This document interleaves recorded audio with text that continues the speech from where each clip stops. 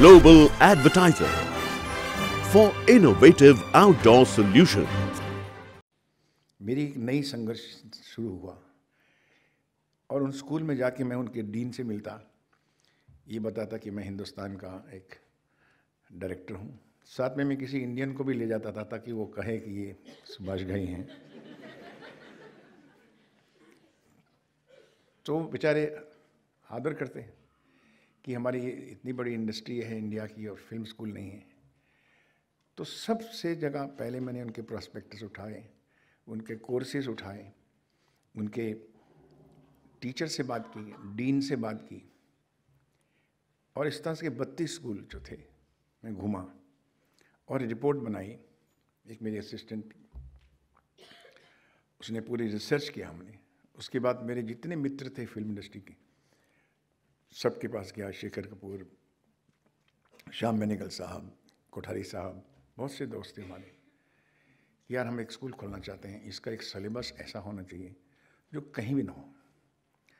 लेकिन सिलेबस जो है हमने स्टडी किया कि जो वेस्टर्न एजुकेशन है उनकी स्कूल की, वो स्किल बेस्ड है और हमारे बच्चे जो ग्रेजुएट करके आए हैं मेमोरी बेस्ड है। ये रट्टा मार के पढ़े हुए हैं ग्रेजुएट लड़के हैं, इनको 6 एग्ज़ाम के लिए पढ़ाया गया और वही पढ़े हैं। बाकी इनके ड्रीम्स हैं, लेकिन पढ़ना कैसे है वो इनको पता नहीं है। ये पास होने के लिए पढ़े हैं, स्टडी के लिए नहीं पढ़े हैं। और वहाँ के लोग जो हैं वो स्टडी के लिए पढ़ते हैं कि स्टडी करना है, क्योंकि जब मैं ये प्रोफेशन करूँगा आज से 15 साल बाद, तो कोई मुझसे ये सवाल पूछेगा तो मुझे मालूम होना चाहिए इसका जवाब क्या है। मुझे इस सब्जेक्ट की पूरी समझ होनी चाहिए। जब प्रोफेशनल टीम के साथ मैं जुड़ूंगा, जब मैं प्रोफेशनल टीम के कंपटीशन में ऊपर आना चाहूँगा, तो ये प्लानिंग क्या भी की स्टूडेंटशिप में। How I will compete with the existing top man, because when I go there I should know equally to him, or I should be able to answer each and everything, and this is my school. मैंने ये इसी से मैं अपनी नई ज़िंदगी शुरू कर रहा हूँ। मैं वहाँ जाके बौखला जाऊँ, वो कुछ सवाल पूछे मैं जवाब ना दे सकूँ, मैं एक्टिंग ना कर सकूँ, मैं राइटिंग ना कर सकूँ, मैं डायरेक्शन ना कर सकूँ, मैं जवाब भी ना दे सकूँ, इससे बड़ी मौत मेरी क्या होगी। तो एज ए स्टूडेंट भी आप उस प्रोफेशनल लाइफ की सीढ़ियाँ आपको क्रॉस करनी पड़ती हैं। और उस 25 साल के बाद ये इंस्टीट्यूट बना, आज 11वां साल है। और आज मैं ये महसूस नहीं कर रहा कि मेरा जन्मदिन मनाया जा रहा है। मुझे ये महसूस हो रहा है कि जो भी मैंने अपना कर्म किया और जो भी मेरी टीम ने मेरा साथ दिया, मेरे बच्चों ने मेरा साथ दिया, मेरी फैकल्टी ने मेरा साथ दिया, मेरे स्टूडेंट्स ने मेरा साथ दिया, आज ये उसका सेलिब्रेशन हो रहा है, सुभाष घई का नहीं हो रहा।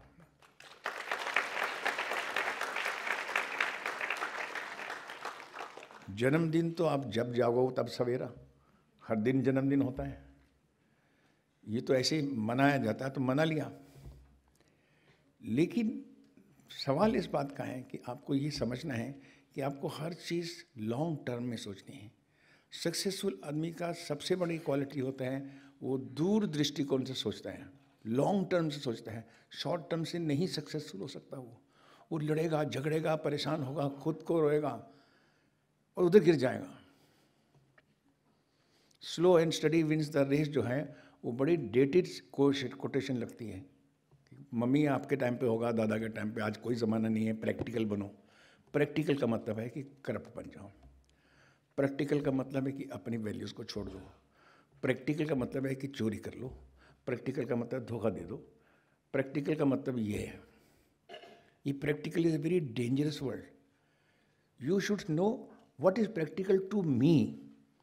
मैं कितने जानता हूँ, मेरे लिए प्रैक्टिकल क्या है। मुझे अपनी कला, मुझे अपनी शिक्षा, मुझे अपना काम किस तरह से इम्प्रूव करना है, वो प्रैक्टिकल है। लेकिन लोग आपको क्या सिखाएंगे? बी प्रैक्टिकल यार। वो देख कैसे बढ़ गया। हमेशा वो नेगेटिव लोगों की तरफ आपको ले जाएंगे और जो नेगेटिव से जिन्होंने सक्सेस पाई है वो उनके लिए एग्जाम्पल बन जाते हैं। Never never ever think of negativity. Second biggest quality, if you have a positive, even in crisis, उसमें भी अगर अपने पॉजिटिव सोचा तो वो पॉजिटिव हो ही जाएगा। नेगेटिव सोचा तो आप वैसे ही गिर गए, पहले से ही गिर गए।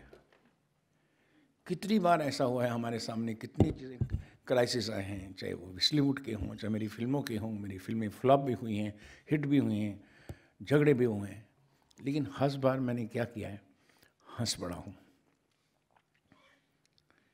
जब सुप्रीम कोर्ट ने हमें ऑर्डर सुनाया कि वेस्लिंग बंद होना चाहिए और हम बाहर आए, तो मेरे जितने 4 लॉयर थे उसमें यंगस्टर भी थे जो मेरे साथ बेचारे 6 दिन से जूझ रहे थे। तो जब बाहर आए तो हम हार चुके थे केस, यानी इंस्टीट्यूट बंद करो। तो वो लड़के मुझे देखने लगे कि अभी सुभाष जी का चेहरा कैसे होगा। तो मैंने उनको आके बोला, यार ये बताओ यहाँ इडली सांभर कहाँ मिलता है? और मैं हंसने लगा। अब तो जो हो गया, सांभर तो खाना चाहिए, यहाँ को और सुना बड़ा अच्छा सांभर मिलता है। सो दे वर लुकिंग एट मी, क्योंकि वो तो हो गया है। अब नेक्स्ट क्या करना है, सांभर खा के सोचते हैं। ये शक्ति आपके अंदर आनी ही चाहिए। जब ये शक्ति आएगी, आप देखना, आप मुझे याद करेंगे। जब आप सफल होंगे, जब इस तरह से आपके जन्मदिन मनाए जाएंगे, जब इस तरह से आप किसी का इंस्टीट्यूट खोलेंगे, जब टीचर होंगे, जब सक्सेसफुल होंगे, मार्क करेंगे, तब आपको लगेगा कि सुभाष जी उस टाइम पे बोले थे, बिल्कुल सही कहा था उन्होंने। हर क्राइसिस पे मुस्कुराओ, हर नेगेटिविटी में अपनी पॉजिटिव सोचो, फिर देखो आपका जीवन और पढ़ाई, कैरियर कैसे बनता है। तीसरी चीज़, कोई भी चीज़ पढ़ो या सोचो, वो ऑब्वियस मत देखो, बियॉन्ड ऑब्वियस सोचो। ये नज़र आ रहा है आपको कि जन्मदिन हो रहा है, हर एक पॉलिटिशियन का होता है, इसी तरह से हार पहनाते हैं, शॉल पहनाते हैं, उसकी तारीफ़ें करते हैं, इन्होंने कॉन्स्टिट्यूशन के लिए बड़ा अच्छा काम किया। मुझे वही लग रहा था, मैं पॉलिटिशियन बैठा हूँ और मेरे कॉन्स्टिट्यूशन के बारे में कहा जा रहा है। मैं हंस रहा था उसके ऊपर, अच्छा भी लग रहा था कि बच्चे हमारे कर रहे हैं, लेकिन अपने पे हंसी आ रही थी। इस तरह के सीन तो तुम लिखते हो, लेकिन बियॉन्ड ऑब्वियस मुझे क्या अच्छा लग रहा था, बियॉन्ड ऑब्वियस ये लग रहा था कि हमारे टीचर्स, हमारे डीन, हम जो बात कर रहे थे, उन्होंने एक बात कही कि हमने इसमें से कुछ सीखा है और वो बच्चों को प्यार करते हैं। मैं ये देख रहा था कि ये इंस्टीट्यूट जो है ये 100 साल तक चलेगा और ये इसी तरह से और हर साल ताकतवर होता चला जाएगा, क्योंकि यहाँ की स्पिरिट बहुत अच्छी है। What I was enjoying was the spirit of the students and the teachers, what they spoke about it.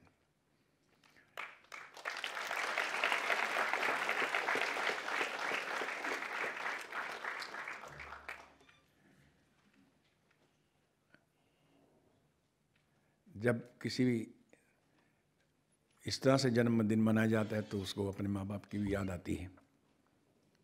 माँ मेरी बड़ी इंस्पिरेशन देती थी मुझे, और बहुत मैं सुनता था। मुझे माँ ने एक दिन कहा कि तुम्हें मालूम है कि परिवार क्या होता है, माँ बाप क्या होते हैं? मुझे माँ बाप होते हैं जो जन्म देते हैं। फिर वो क्या करते हैं? मैं बोला बच्चों को पालते हैं। तो फिर मैंने बोला कौन सा बड़ा काम करते हैं? हम भी अपने बच्चों को पालेंगे, हर आदमी बच्चों को पालता है। बोला सुनो, जिंदगी एक गाड़ी है, ट्रेन है, जो आप जन्म लेते हैं तो एक स्टेशन से दूसरे स्टेशन में जाती है। ट्रेन है हमारी लाइफ, जो या जर्नी है, बोलते हैं ना journey of life, from one station to other station, birth to death. और इस ट्रेन में कंपार्टमेंट में लोग आते हैं, जाते हैं, बैठते हैं, उठते हैं। को पैसेंजर्स होते हैं, जो लोग हैं हमारे पीयर्स हैं, स्कूल के बच्चे, फिर कॉलेज के बच्चे, उसके फिर प्रोफेशन की, फिर कंपनीज के। दीज आर ऑल को पैसेंजर। ये उतरते चले जाएंगे स्टेशन में और आते जाएंगे, लोग नए आते जाएंगे, गाड़ी चलती जाएगी। पर गाड़ी किस चीज़ पे खड़ी है? वो गाड़ी जो चल रही है वो 2 ट्रैक्स में खड़ी है। ट्रैक्स में चल रही होती है, और ट्रैक्स को माँ बाप बोलते हैं। ट्रैक्स नहीं छोड़ते।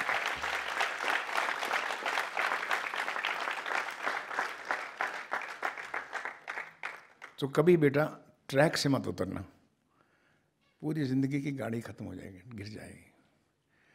इसीलिए मैं आपसे ये शेयर करना चाहता हूँ कि अपने माँ बाप की इज्जत पहले करना, उससे आप देखना कि आपको कितनी शक्ति मिलेगी। सोच के देखो, वो जैसे भी है, उस ज़माने के हैं, उस तरह के हैं, वो माँ बाप बनते ही बच्चे बन जाते हैं। तो आपको पेरेंट्स बनना है अभी, you have to become a parents of your parents.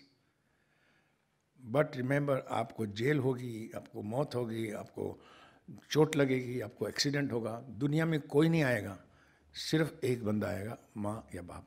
है मैं राइट? सब छोड़ देंगे आप।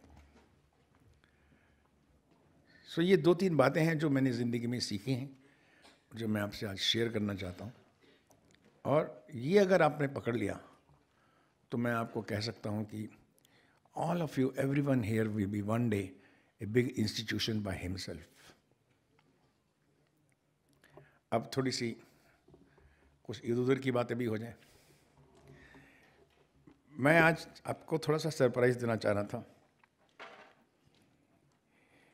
मैंने कहानियाँ लिखी हैं, डायलॉग्स लिखे हैं, डायरेक्शन की है, प्रोड्यूस की है, एडिटिंग की है, लेकिन कभी कभी मैं कुछ कविता भी लिखता हूँ। तो मैं चाहूँगा कि एक कविता जो मैंने फ़िलहाल लिखी वो मैं आपको सुनाना चाहता हूँ।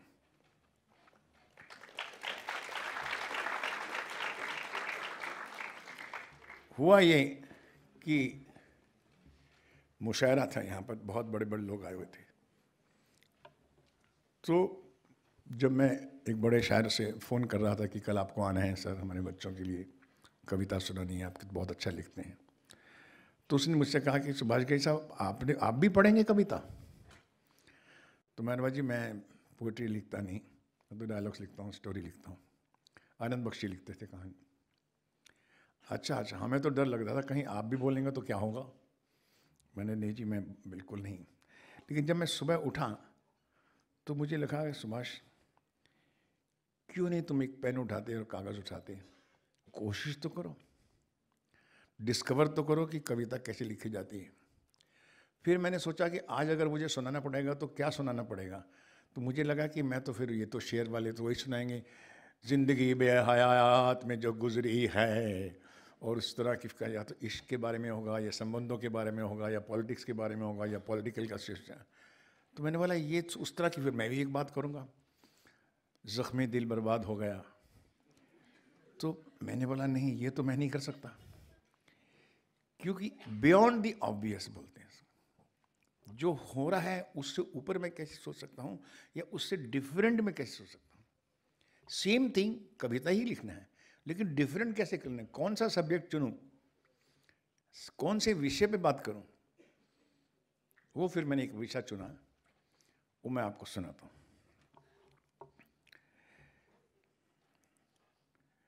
मैं मंदिर में जाता हूं बचपन से, लेकिन मोस्टली सवाल मेरे दिमाग में आता है, I am a very big seeker, I question, I explore कि मंदिर में क्यों। फिर मैं देखता हूँ भगत लोग जो हैं वो भगवान की मूर्ति को घंटों देखते रहते हैं, ऐसे आंखों में आंसू डाल के, फिर पूजा करते हैं। ऐसा लगता है कि पूरी दुनिया का प्रेम उमड़ गया है उनका उस मूर्ति के सामने, और मूर्ति खड़ी रहती है, मूर्ति खड़ी रहती है, पुजारी धोता रहता है, उसको फूल डालता रहता है, लोग आते रहते हैं, मूर्ति खड़ी रहती है, फिर लोग चले जाते हैं, फिर मूर्ति बंद हो जाती है, फिर अभी स्नान हो रहा है, अभी ये हो रहा है, अभी पूजा है, अभी उसकी आरती है, और लोग जमा होते होते होते हज़ारों लाखों लोग उसमें जाते हैं। और मैं बच्चे की तरह देखता हूँ कि ये कौन लोग हैं, और ये कौन सी मूर्ति है। तो सुबह उठा तो मुझे लगा कि मूर्ति पूछ रही है अपने भगत से। संडे का दिन था, मूर्ति खाली थी, आज कोई आया भी नहीं, एक भगत आ गया उसमें से।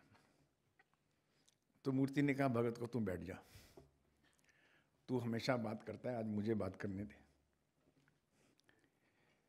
भगवान कहे इंसान से, मैं तो एक पत्थर हूं, पत्थर की एक मूरत हूं, मैं तो एक पत्थर हूं, पत्थर की एक मूरत हूं, तुम मेरे चाहने वाले क्या मांग रहे हो मुझसे, क्या चाह रहे हो मुझसे। अरे मैं तो एक पत्थर हूं, पत्थर की मूर्त हूं, क्या मांग रहे हो मुझसे? अरे तुम तो जीते जागते इंसान हो, चलते फिरते भागते जवान हो, कभी मनमौजी तो कभी हैवान हो, और कभी मौका लगे तो भगवान हो। फिर क्या चाह रहे हो मुझसे? तुम तो जीते जागते इंसान हो, चलते फिरते भागते जवान हो, कभी मनमौजी तो कभी हैवान हो, और अगर मौका मिले तो कभी भगवान हो। फिर भी कुछ चाह रहे हो मुझसे? क्यों मांग रहे हो मुझसे? मैं तो एक गूंगा पत्थर हूं, पत्थर की एक गूंगी मूर्त हूं। तुम हंसते गाते परवान हो। मूर्त मूर्त कह रही है अपने भक्त से, तुम हंसते गाते परवान हो, घर वालों का मान हो, अपने देश की शान हो, इस सृष्टि की आन हो। फिर भी मांग रहे हो मुझसे, फिर भी चाह रहे हो मुझसे। कितने स्टेटस तुम्हारे पास हैं। देख रहे हो मेरी मूरत, देख रहे हो मेरी सूरत, देख रहे हो ये मूरत को, तुम ही ने बनाया है मुझे। देख रही हो मूरत, तुम ही ने बनाया है मुझे, और तुम ही ने मिटाया है मुझे। इंसान को बोल रहा है भगवान, तुम ही ने बनाया है मुझे, तुम ही ने मिटाया है मुझे, तुम ही ने कई नाम दिए, तुम ही ने कई काम दिए, कभी नीचे गिराया और कभी ऊंचे ऊंचे स्थान दिए, और फिर भी मांग रहे हो मुझसे। तुम ही ने बनाया मुझे, तुम ही ने मिटाया मुझे, तुम ही ने कई नाम दिए, तुम ही ने कई काम दिए, कभी नीचे गिराया कभी ऊंचे ऊंचे स्थान दिए। जरा सोचो भैया, जरा सोचो जरा, तुम ही हो करता, तुम ही हो हरता, तुम ही हो दाता, तुम ही विधाता, तुम ही हो माता, तुम ही पिता हो, तुम ही हो बंदो, तुम ही सखा हो।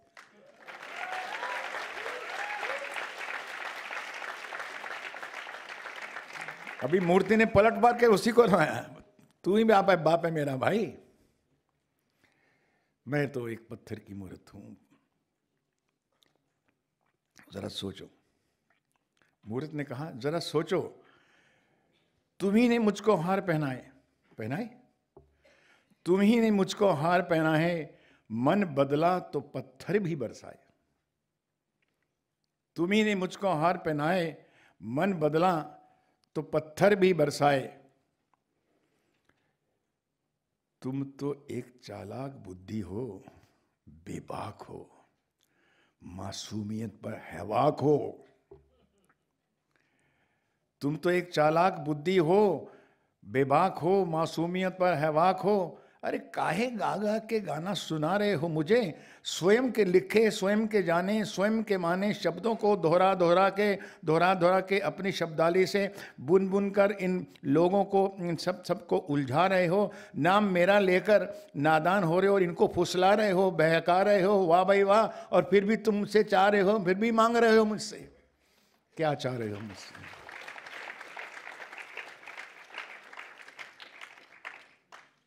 काहे गा गा के सुना रहे हो मुझे? खुद के लिखे, खुद के जाने, खुद के माने शब्दों को दोहरा रहे हो, दोहों को दोहरा रहे हो, शब्दावली के शब्दों को बुनकर सुनकर सबको उलझा रहे हो। नाम मेरा लेकर इन नादानों को फुसला रहे हो, बहका रहे हो। और फिर भी तुम, मालिक कौन? मैं या तुम? मालिक तो तुम। जरा सोचो, आपकी सोच ने हमें जन्म दिया है। भगवान को किसने जन्म दिया? इंसान की सोच ने। मूर्त कहती है आपकी सोच ने हमें जन्म दिया, आपकी राजनीति ने हमें वजूद दिया। तो वो पत्थर हैं, हम तो वो पत्थर हैं जो ना बोल सके, ना सोच सके, ना सुन सके, ना देख सके। आपकी सोच ने हमें जन्म दिया, आपकी राजनीति ने हमें वजूद दिया। हम तो वो हैं, पत्थर हैं जो ना बोल सके, ना सोच सके, ना सुन सके, ना देख सके। हम तो एक गूंगे पत्थर हैं, बहरे पत्थर हैं, पत्थर की एक मूर्त हैं। फिर क्या मांग रहे हो मुझसे यार? फिर क्या चाह रहे हो मुझसे? मत करो ऐसा, थोड़ा और सोचो। आप मेरे मंदिर आए? मूर्ति पूछती है, आप मेरे मंदिर आए? फूल चढ़ाए, प्रसाद लिया, मन ही मन आशीर्वाद लिया। आप मेरे मंदिर आए, फूल चढ़ाए, प्रसाद लिया, मन ही मन आशीर्वाद लिया, सर झुकाकर तुम चल दिए। अरे हमने ऐसा क्या काम किया? खुद ही आए, खुद ही चढ़ाए, फूल चढ़ाए, आशीर्वाद लिया, वापस चल दिया। अरे हमने ऐसा क्या काम किया? हम तो एक गूंगी सी मूर्त थी और हैं पत्थर की बस एक मूर्त है, फिर भी क्या चाह रहे हो हमसे? मेरे प्यारे बंधु, मेरे सखा, मेरी बात सुनो। सुनोगे? भगत ने कहा, इंसान हो, इंसान बनो। इंसान हो, इंसान बनो। इंसानियत का मान बनो, दया धर्म का मान करो, दुखियों के दुख दूर करो, सबसे प्रेम भरपूर करो, पत्थर पूजा मूर्ति छोड़ो, अपने में स्वाध्यान करो, मेडिटेट करो, स्वाध्यान करो, सृष्टि का सम्मान करो, सम्मानित इंसान बनो, सच्चे ऊंचे इंसान बनो। अहम ब्रह्मास्मि एक मतलब है, समझो इसका मतलब समझो।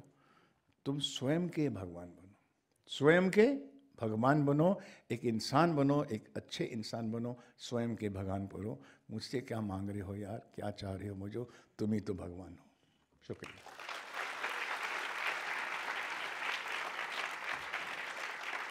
Thank you very much.